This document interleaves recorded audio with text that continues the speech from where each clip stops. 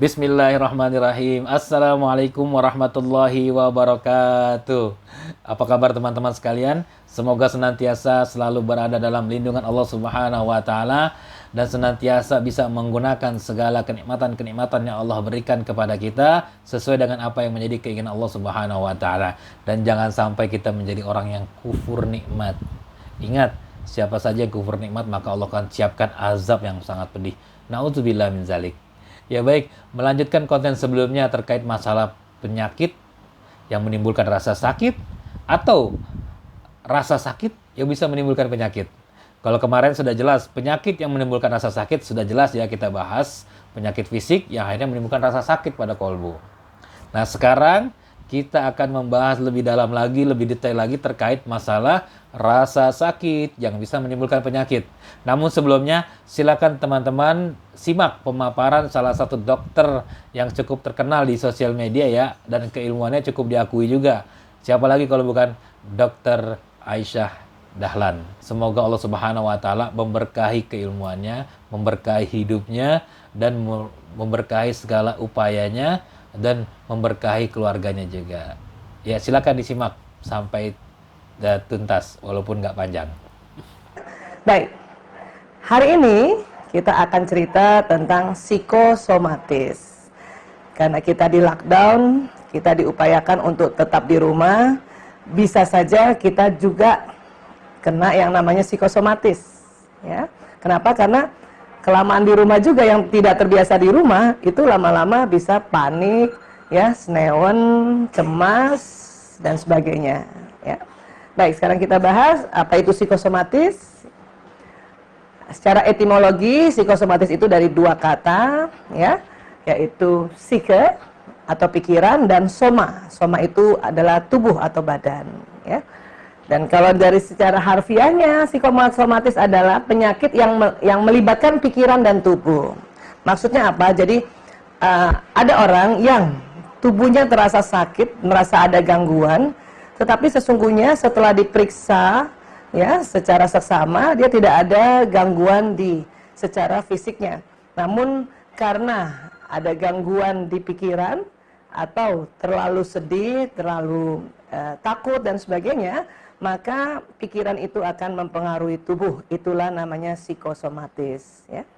Alhamdulillah. Bagaimana kesimpulan teman-teman sekalian? Ternyata ada kan penyakit yang dirasakan sakitnya tapi tidak diketahui penyakitnya, dan penyebabnya adalah pikiran. Hah? Kok pikiran? Berbeda nggak pikiran dengan rasa sakit? Oh berbeda.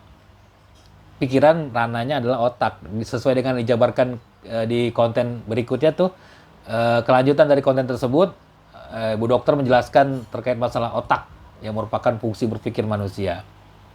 Dijelaskan secara detail. Silakan disimak, silakan ditonton YouTube dokter tersebut karena sangat menginspirasi dan sangat mengedukasi ya. Ya. Jadi beliau mengatakan bahwa apa yang menjadi pikiran manusia bisa mempengaruhi jasad. Namun di sini kita akan tambahkan, bukan kita mengklaim bahwa itu salah, enggak. Itu masuk sesuai dengan logika berpikir kita. Ya. Namun perlu diketahui juga, sumber manusia berpikir itu ada. Tidak mungkin manusia tiba-tiba berpikir tanpa ada alasan. Pasti ada sebabnya manusia itu bisa berpikir. Apa itu? Rasa tadi. Segala macam rasa yang masuk ke dalam diri manusia itu akan menjadi pikiran buat manusia. Rasa marah, rasa sedih, rasa takut yang kemarin kita sudah bahas tuh 3 rasa yang mendominasi manusia, itu akan menjadi buah pikiran manusia. Terutama efek-efek dari 3 rasa tersebut. Nah itu, pemicu manusia yang bisa berpikir adalah rasa.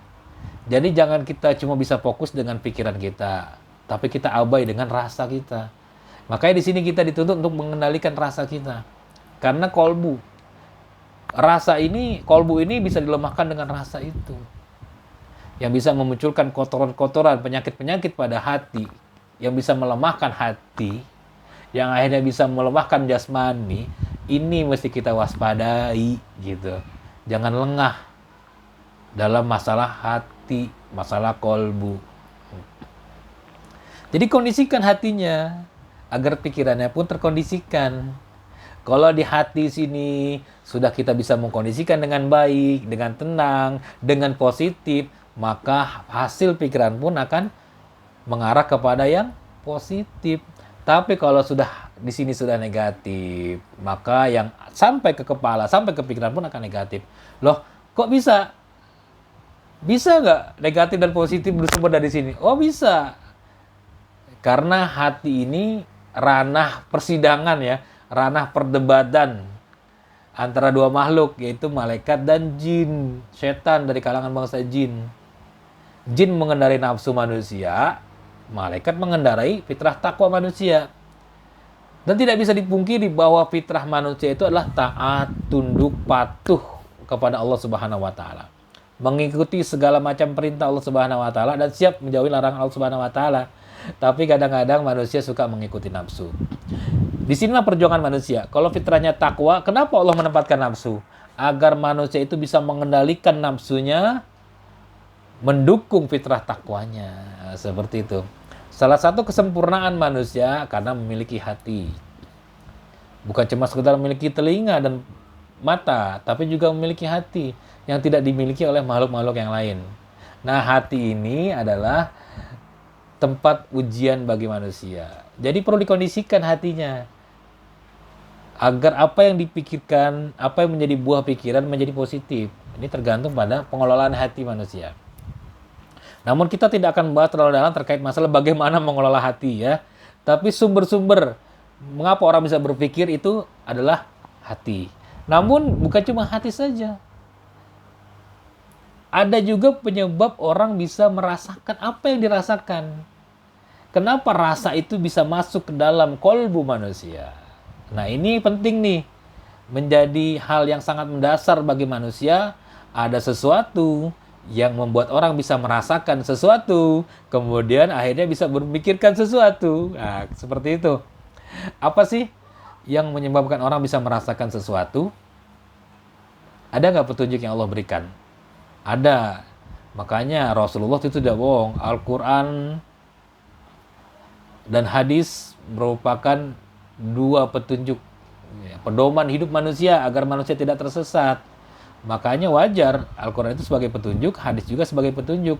Bahkan dalam ayat Al-Quran sendiri Allah mengatakan Al-Quran itu adalah huda. Yaitu petunjuk. Iya. Ada petunjuk yang Allah berikan terkait masalah rasa yang terbangun pada diri manusia. Apa itu? Dalam surat Al-Insan ayat 2. Sami'an basiran. Pendengaran dan penglihatan. Dua organ inilah yang menyebabkan manusia bisa merasakan. Teman-teman ketika mendengar berita buruk terkait masalah diri teman-teman, apa yang terbangun? Apa yang bergejolak dalam dirinya? Rasa apa yang bergejolak? Rasa marahnya, ya kan? Nanti efek dari rasa marah apa? Kan muncul dendam, muncul kesal, muncul kedengkian. Ini kan seperti itu. Teman-teman mendengar kabar duka, ada kesedihan.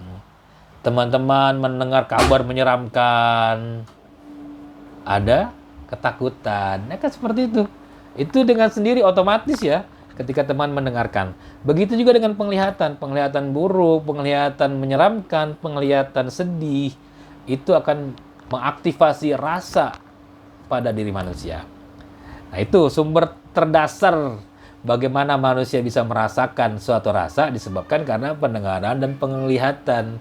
Coba kalau teman-teman tuli, ketika ada informasi buruk tentang teman-teman, tapi teman-teman tidak bisa mendengar, kira-kira teraktivasi nggak rasanya? Enggak kan? Enggak mungkin. Kenapa? Karena tidak mendengar. Begitu juga dengan penglihatan. Ketika memang kita diberikan kebutaan oleh Allah Subhanahu wa taala. Lalu ada orang yang sedang membuli kita dengan raut mukanya yang menjelekkan gitu kan. Kira-kira teman-teman marah nggak melihat ejekannya? Enggak ya. Kenapa? Karena nggak melihat. Nah itu. Jadi jelas ya. Polanya adalah ketika manusia mendengar atau melihat sesuatu, maka pasti akan menjadi sebuah rasa pada dirinya. Nah, tinggal bagaimana manusia mengelola rasa ini sehingga apa yang menjadi buah pikirannya ini menjadi baik. Ya, jangan sampai keluar negatif. Oke? Jelas ya, paham ya? Nah, ini nanti akan menimbulkan penyakit-penyakit. Teman-teman silakan cari, silakan googling ya, apa sih penyakit-penyakit psikosomatis? Banyak ya penyakit psikosomatis itu, ada masalah lambung yang dokter tadi sampaikan juga jelas. Ada lambung, ada pernapasan, jantung, ya, ada gula, diabetes, ada vertigo, kepala pusing, dan banyak lainnya, lupus, insomnia, depresi. Nah ini penyakit-penyakit yang berbahaya, yang kedatangannya tidak kita sangka-sangka. Oke, next konten nih, terkait masa rasa nih. Ada rasa takut, rasa marah, ada rasa sedih yang bergejolak pada manusia ketika masih usia muda tapi tidak berefek pada penyakit jasmani. Apa sebabnya? Nanti kita bahas pada konten berikutnya terkait masalah kenapa saat rasa itu sudah bergejolak tapi tidak menimbulkan penyakit pada diri kita. Namun ketika muncul kita kaget. Kenapa bisa muncul penyakit ini yang kita nggak sangka-sangka. Baik, untuk konten kali ini cukup sekian. Semoga bermanfaat. Semoga kita termasuk orang-orang yang bisa mengendalikan hati kita dan bisa membawa nafsu kita, bisa mengendalikan nafsu kita sebagai penunjang fitrah takwa kita, yaitu untuk taat, tunduk, dan patuh kepada Allah dan Rasul-Nya. Jangan lupa di-subscribe, di-like, di-komen, dan di-share kemana saja jika dirasa konten ini bermanfaat, dan agar saya semakin bertambah semangat untuk membuat konten-konten yang sifatnya mengedukasi, memotivasi, menginspirasi, dan menginformasikan buat teman-teman sekalian. Apapun yang saya sajikan di konten ini bukan berarti saya lebih pintar dari teman-teman sekalian atau keilmuan saya tinggi, enggak. Saya menyampaikan apa yang saya tahu dengan keilmuan yang saya punya yang sangat sedikit dan masih jauh kalau dikatakan orang yang ahli, tidak balagoannya walau ayatan. Saya hanya berusaha menyampaikan sedikit dan berusaha untuk menjadi orang yang bermanfaat. Sedikit saja, nggak banyak ya. Kalau banyak salah, saya mohon maaf, itu murni dari saya. Kalau ada kebenaran, itu al-haqqu min rabbik wala takunanna minal mumtarin. Hanya milik Allah lah segala bentuk kebenaran. Wallahu a'lam bishawab. Mohon maaf atas segala kekurangan. Barakallahu fikum wa ahlikum wa malikum wa hayatikum. Wassalamualaikum warahmatullahi wabarakatuh.